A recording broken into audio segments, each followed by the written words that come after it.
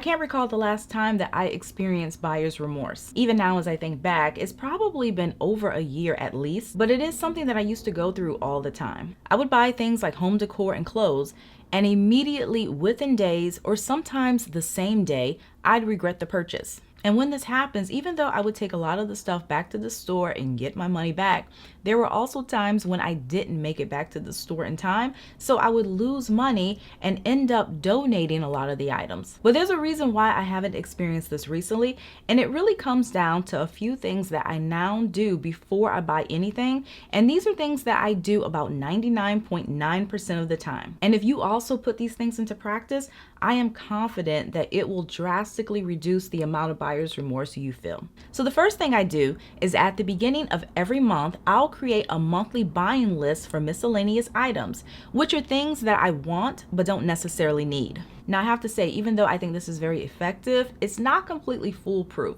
So there have been times when I've ended up with items that weren't on my buying list. But for the most part, I go into each month with an idea of what I'm going to buy. For example, I'm attending a convention at the end of this month. So at the beginning of July, I made plans to buy 2 dresses for this event. Likewise, I also knew I wanted to buy a new purse this month, or more specifically, a backpack purse for traveling. So I added that item to the buying list too. I've been doing this for a while now, and it has made such a big difference. It reduces impulse buying, there's more mindfulness around purchases, and most importantly, when your spending decisions are based on a predetermined list, there's less chance for buyer's remorse. But even when I add an item to my monthly buying list, I rarely purchase the first thing I see, and I always comparison shop and read reviews. It doesn't matter if I'm buying clothes, shoes, electronics, or items for the house. Before hitting the stores, I always hop online and visit different retailer sites to check their inventory and see what's out there. So going back to what I said earlier about buying a couple of dresses this month,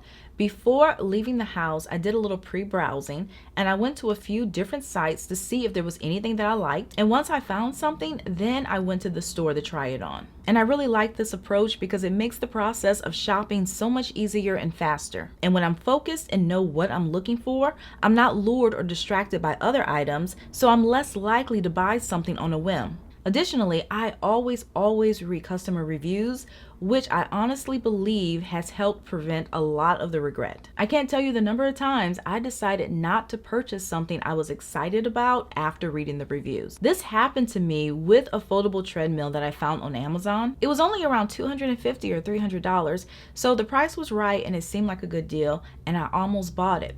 But at the last minute, I decided to just hop on, look at the reviews to see what other people had to say, and I was so glad that I did, because the reviews were not good. They weren't even close to being good. Not many people had good things to say about this treadmill, and out of every 10 reviews, there was probably 1 good or semi-good review. So I definitely feel that I dodged a bullet there. And as I mentioned earlier, my monthly buying list isn't 100% foolproof. So sometimes an unplanned miscellaneous purchase will happen, but before spending money, I almost always give myself a cooling off period. And I say almost always because I'm not perfect. So if I'm in a store and I see something that I want, and it's something that I had no intentions whatsoever of buying, what I will usually do is pause and give myself time to think about it. Now, sometimes I'll give myself 24 hours, other times I'll give myself 48, and sometimes I'll only wait a few hours. It really depends on what it is and how much it costs. But the main reason why I do this and also recommend it is because I've learned from experience that the excitement of buying something unplanned can be fleeting. And if you immediately surrender to the impulse, you're more likely to experience regret later on. But on the other hand, if you think about the purchase and ask yourself important questions, such as how will I pay for it? Do I have something similar? Where will I put it? If you think about all of these factors and you still decide to buy the item, in most cases, you won't regret it because you've thought it through. And another reason why I like the idea of a cooling off period is because sometimes if you give it just 15 or 20 minutes and you step away from the item where it's no longer in sight, you might realize that the excitement for it goes away and you realize that you really didn't want it that badly. Another thing I've done to stop buyer's remorse is prioritizing quality. Now, I realize that not everyone's in a position to always spend money on quality items because these do tend to be more expensive. And when it comes to some items, quality might not be that important to you. But for some purchases, especially those that you'll keep for a long time or things you know you'll use often, If you can afford to spend a little more and buy a more quality version, you'll almost always save money in the long run. This is a lesson that I learned the hard way after years of buying and then having to frequently replace cheaper versions of certain items. I was the person who used to always go for the cheapest rock bottom price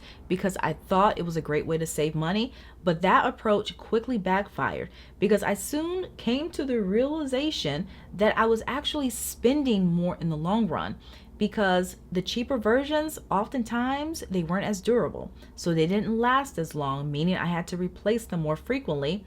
And in addition, oftentimes they didn't even have all the features that I wanted or needed. And a lot of times it wasn't even until several months later that I finally realized that the product wasn't really working out for me, and I literally just threw money away. Then I would spend more money replacing it with a better version, which is what I should have done in the first place.